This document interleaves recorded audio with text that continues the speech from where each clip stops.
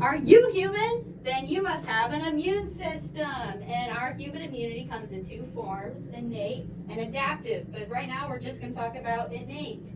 And our innate system is our first response system. It is encoded in our genetic material, which then creates our immune effector cells, and there's many types, and macrophages are one of them. And they have a whole bunch of different receptors that recognize different bacteria and foreign things in your body. And when it does recognize it, does it send out an emergency U alert when you are assaulted? It phagocytoses them like a Pac-Man.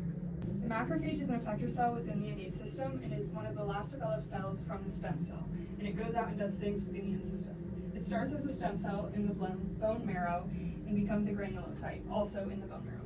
It then becomes a monocyte, which is in the blood, and then our whole topic.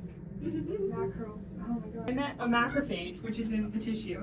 The innate side of macrophages includes phagocytosis via the complement system. So how this starts out is that this evil bacteria invades the body and is covered with this molecule called C3b.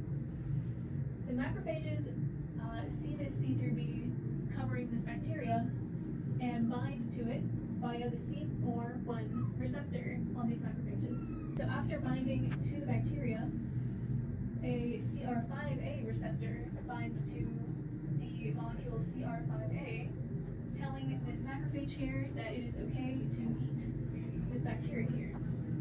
And as you can see, the macrophage is very happy. Now, for the more adaptive side of macrophages, we can call that antigen presentation. It starts with macrophages finding a bunch of antigens and connecting to it via the MHC class II receptor.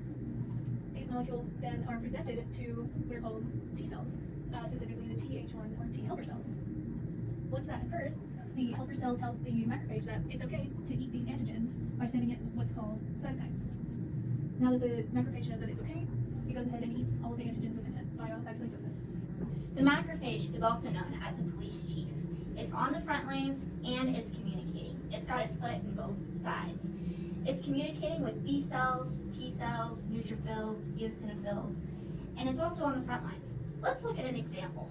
Welcome to the front lines. So one great example of how the macrophages act on the front lines is through inflammation.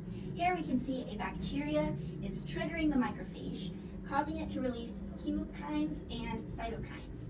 These are acting to where the chemokines are going to attract neutrophils to the site of infection, and these cytokines are going to cause the blood vessels to become permeable. We're going to see that's going to cause redness, heat, and swelling.